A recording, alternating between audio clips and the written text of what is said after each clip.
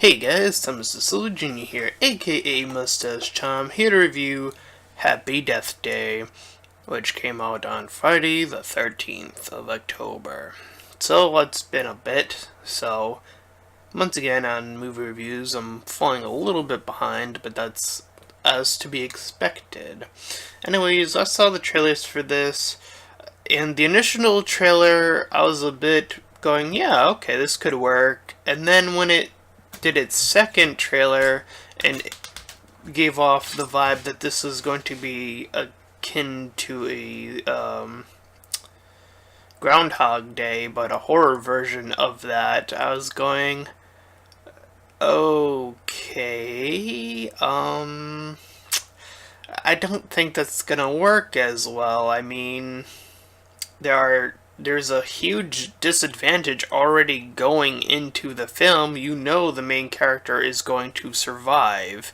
The stakes suddenly disappear, and that automatically hurts the film, is that you're just going, well, yeah, the main character is going to survive because no matter what happens, at least for the most part, it's going to keep repeating the same day over and over again. So anyways, we follow this character named Teresa, or her nickname Tree, so I'll just call her that for simplicity's sake, as she's sort of this girl who likes to, let's just say, sleep around. And she was sleeping around with this guy named Carter, and she figured that they had the sex, but according to him, in one of the later days, that actually never ended up happening. But she never even stayed long enough to figure that out, at least on the first version of the day. She runs out, seeing this guy interfere after she gets dressed and everything and gets out. She's noticing all these weird things happening. Well, not these sort of things happening, or I should say the movie's focusing on these things, so, you know, when the day repeats, you go, oh yeah, there's that thing. So, anyways, she eventually meets up with this other guy named Tim, who is like, hey, you know, we slept together that one time, and she's like, nope. She doesn't want anything to do with him, and then, even though he's like, oh, call me and stuff. So anyways, she bumps into her sister. I don't know if it's her official sister or if it's like a sorority sister. The movie never clarifies that, and I don't know if they look related or not, but I'm gonna assume based off of the building that they were in, it's a sorority sister. So she's checking the time, and then she tosses this cake from this other girl, Diana, I believe her name was, and throws it away. So she gets to this class in this, I called him the doctor professor, just the doctor, because I don't think they ever said his name, or if they did, I don't remember, and I just called him the doctor in my notes. So anyways, after that, after the class, she goes with the doctor and starts making out with him, so she gets around. So anyways, after that little scene, she goes to this little, she's like outside, and then she's, going out in this tunnel. You see that in the trailer, the initial trailer, which I thought was a much better, little thing of what this movie was gonna be. And then we see the baby mask killer. I'll just call it that because that's what it looks like. So the baby mask killer is there, and she sees this little trinket, and I will say this right now, I thought this trinket, since we already know this day is going to be happening over and over again, I thought the trinket was going to play a part in that, but it never did. Other than being there on the second day, that's the only thing that happened, but anyways. So the baby face killer meets her and kills her, and that's what gets her to wake up in the same day again, and she starts to freak out a little bit, but not, she starts to think it's like deja vu in the second day, so she initially goes through the same thing again, kind of going through the same motions, but she takes a few more notices this time around, like seeing the mess or one of the mess people, because I guess there's just a bunch of them, person going around, um, and then she bumps into a few people a little bit differently.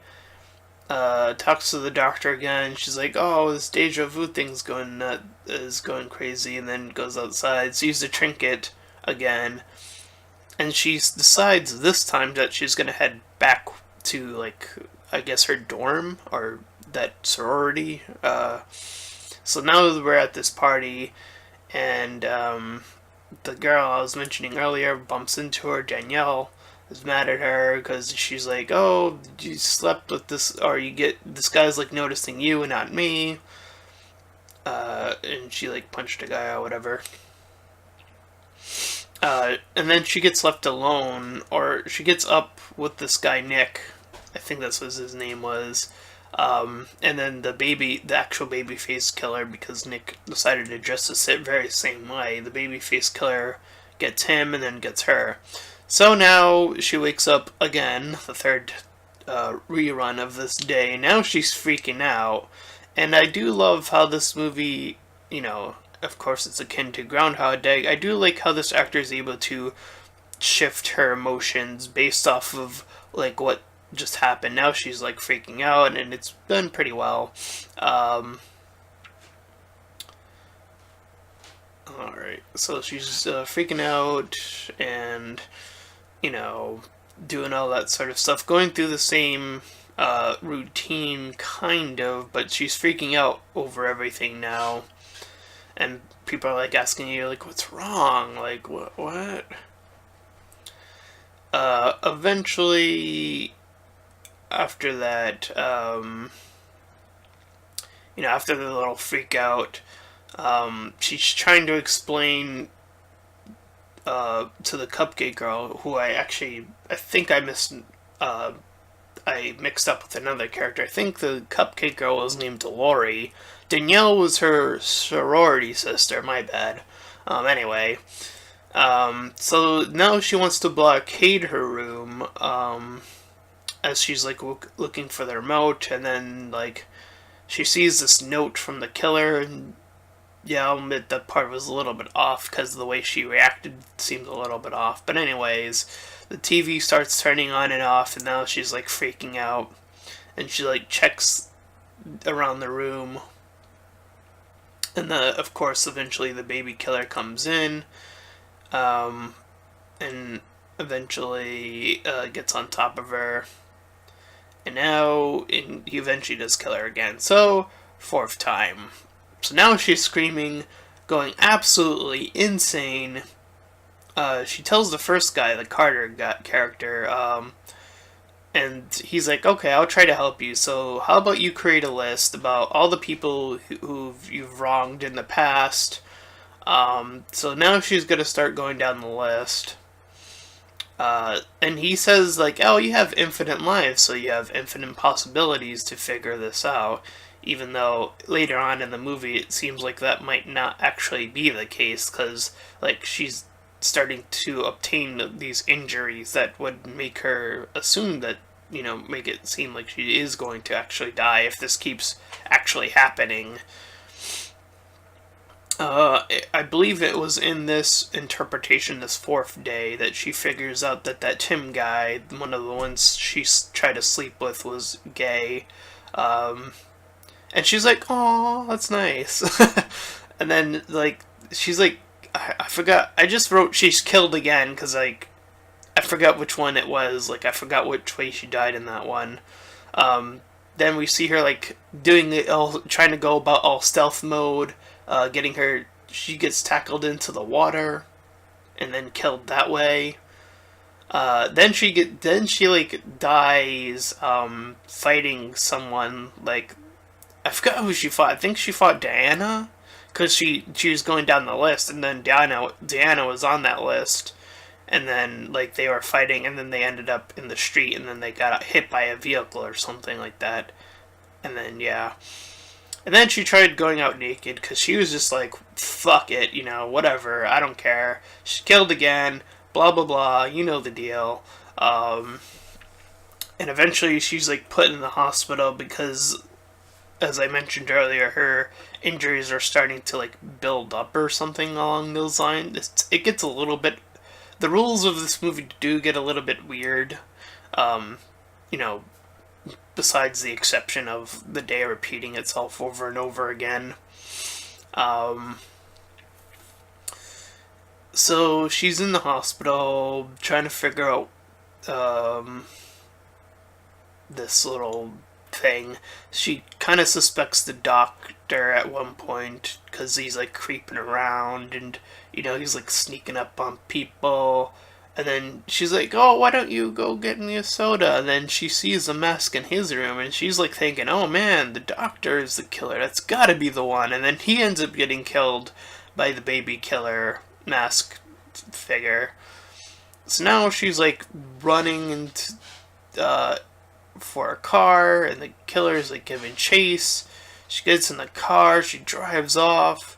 She gets stopped by a cop, and now she's like, "Oh, arrest me!" And I'll admit, that part actually got me to laugh because the way she was acting, that was pretty funny. I actually legit laughed. Like, oh please, I'm super drunk on all the drugs, and just arrest me, oh god. But then, as she's in the car, the killer drives up in a vehicle of his own, kills the cop, and then kills her. So anyways, she finally feels confident, right? She figured it out according to her. She knows what she's gonna do, and after all the amount of time she's been through this day, she figures, you know what, I'm just gonna be helpful to everyone. I'm gonna sign the petition that she saw. She's gonna warn the people that that get wet in the beginning. She tells Tim to just be open and gay and all that stuff, and helps with like all the other stuff. Sees her dad and everything. Tells off the doctor guy because he's betraying his wife because he had a wife. So she's like done with that. She's messes with this other sorority, like I guess the captain, I think it is. Like the sorority captain is like telling someone else off, and then Tree defends her essentially. And then she ends up like kissing the first guy. Oh shoot, what was his name again? I forgot. I just wrote kisses the first guy in my notes. My bad. I think his name was like Kirk or something like that. Anyway, yeah, you know who I'm referring to. I hope. Anyway, I'm too late into the review to think about the name right now. It kind of escaped me, and my notes clearly didn't help with that. Anyway, as I mentioned, she visits her dad, and she's doing everything. And she gives this emotional speech to her dad about how being away because her mom died, it only made things worse. So she gets ready with this timer and this knife, just ready to get this guy because she figured out who it is. She like steals this cop's gun, and pulls the gun away from him. The gun was empty as she's attacking the babyface killer. He like attacks her back, and then the lights turn off based off of her timing, and she's able to, because the guy was so talkative, able to learn how to shoot him down, so she does. And then she wishes for tomorrow on the cupcake and blows out the candle and eats it. She repeats the same day again after everything went so perfectly, and I swear I thought that one was going to be the one, and I'm actually kind of happy and sad at the same time, if that makes any sense, if that's the case. Like, she's like, I did everything perfect, I killed the guy, like, what the hell happened? And she like, she's like thinking, like, what did I do that I didn't do any other day? And she's looking, because she's at this point, she's talking with Lori and looking at the cupcake. And she's like, what didn't I do any other day that I did that day? And she's like, wait a minute, I ate the cupcake and oh my god, I died in my sleep? Like, what the fuck? Like, I went through all of that so perfectly. And then, like, she's like trying to coerce this Lori character into telling her the truth about um, what was actually going on. Like, how about you eat the cupcake, huh? And she's like, no, no, no, no. And then the main character is like, oh, how about I just go to the police and they'll see if they know if it's poison. And then she's like, oh, screw it, I'm going after you. So we figure, Tree figures out that Lori, since she was a doctor, not a doctor, or like a nurse, I should say. She was like a nurse, and she was the one who let out the babyface killer. She was the one who gave him the mask, that in that position. So she kicks, Tree kicks Laurie out the window, and then she dies. So she eventually passes out because she's so tired of it all. She meets up with the guy she met at the beginning, and he kind of like teases her about the same day happening again. And I'll admit I don't like the ending at all. How they mentioned Groundhog Day in this movie. It's like, oh, doesn't that remind you of Groundhog Day? It's like, come on. We all knew what this was before. Like, when we saw the trailer, that second trailer, we knew that it was going to be the same day repeating. You didn't have to write that. That was kind of dumb. The joke doesn't work when you already know what it's based off of. It just doesn't work. And, you know, it kind of like downplays that movie a little bit, I think, in my personal opinion. Anyways, the guy, like, teases her because, like, it is the 19th, it is the next day. And then, you know, they kiss because now they're a couple. You know, and that's the end of the movie. So it's a pretty good movie. It has its flaws. I almost started thinking at one point that the killer also had time powers. Like, that was my assumption at some point. Like, okay, he always knows, because my instinction when we saw the killer take off his mask and it was the guy, I assumed that he was the one who had time powers, and he was the one who was able to reset the day because he always knew where she was. Like, that's crazy amount of setup. Unless, like, you know, unless it's a complete and obvious plot hole. That's the only other explanation there is, unfortunately. Unless it was really Lori some of those instances, and, you know, but then she would also have to know every instance of where she's going to be. So either, regardless of whichever one it was, in any of the previous days, that doesn't completely either add up, or it's like there's some sort of alternative power thing going on here that we were never made aware of in this movie. So there is a bit of a plot hole. Other than the plot hole of that, it's a pretty solid movie. The acting's pretty good. The main character is pretty good. Well, she starts out pretty sleazy, and then, you know, she has an arc that's like, oh, okay, yeah. And other than that, the only other problem I had, as I mentioned, is the ending of the movie. It's like, come on, you didn't have to end it that way. So I'll give this movie a 6 out of 10. I think it could have been a 7 out of 10 if they clarified just a few things.